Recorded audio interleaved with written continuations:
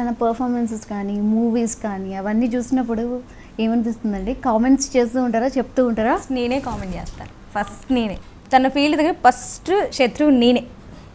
First మైనస్లు చెప్తాను, ప్లస్లు ఎప్పుడు చెప్పను. ఏ రోజు చెప్పలే ఇంతవరకు, ఎప్పుడు జగ్గడం కూడా చెప్పలే. ఫస్ట్ ఆఫ్ ఆల్ నాకు నచ్చిన మూవీ పిల్ల జమీందార్. జగ్గడం కూడా చాలా ఇష్టం, ఎందుకంటే అది లైఫ్ ఇచ్చింది. ఎంత సుకుమార్ గారు అంటే అసలు బేసిక్గా ఫస్ట్ టైం మా బాబుకి సుకురామ్ అని పేరు పెట్టాం, ఇద్దరిది కలిపి పెట్టాం. ఐ థింక్ ఈ స్టేజ్లో మేము ఉన్నాం దానికి కారణం ఇద్దరిది అంటే హీరో రాము, డైరెక్టర్ సుకుమార్. నా first cinema hero, first cinema director కలిపి మా అబ్బాయి పేరు సుక్రామ్ అని పెట్టాను. ఆయన నాకు ఒక డాడ్ లాగా, గాడ్ ఫాదర్ లాగా. ప్రతి పుట్టినరోజుకి వస్తారు ఆయన.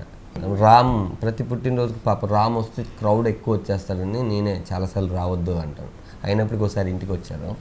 నేనే ప్రతిసారి ఇంటికి తీసుకెళ్తాను. ఇంటికి కానీ తను ఎక్కడ లొకేషన్ ఉంటుంది ఖచ్చితంగా ఒక చాక్లెట్ పెడతాడు, ఏదో ఒక గిఫ్ట్ పెడతాడు.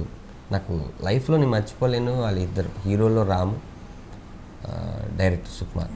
సుక్కురామ్ అని నాకు ఊరికి పేరు పెట్టడానికి కారణం చాలామంది అన్నారు, ఓ వాళ్ళ పేర్లు పెట్టేసి సినిమాలు కొట్టేద్దాం అనుకుంటున్నాను అని నాకు అన్న వాళ్ళు ఉన్నారు. అంటే వాళ్ళ పాయింట్ ఆఫ్ వ్యూలో అది వాళ్ళకి అర్థమై ఉండొచ్చు.